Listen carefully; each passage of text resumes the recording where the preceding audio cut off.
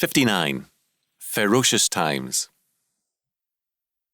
Again and again, the apostles use the expression last days or last times, and what is usually meant is the era from Christ's first coming to his return. These are the last times, says Peter, 1 Peter 1:20, and also John, 1 John 2:18, for example.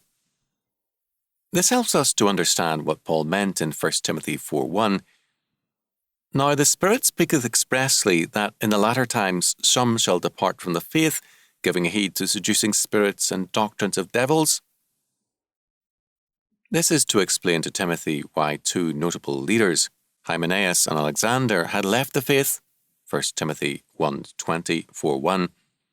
With the coming of Christ, the battle between good and evil has intensified, and men are now, quote, without natural affection, truce breakers, false accusers, incontinent, fierce, despisers of those that are good, end quote, and given to every evil, 2 Timothy 3:3.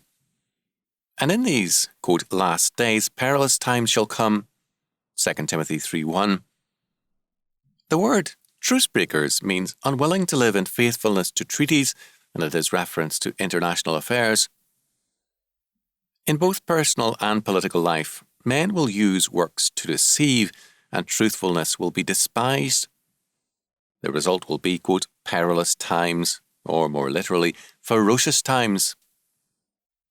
The forms of civilization clothe evil in all its ferocity and malice, its hatred of righteousness.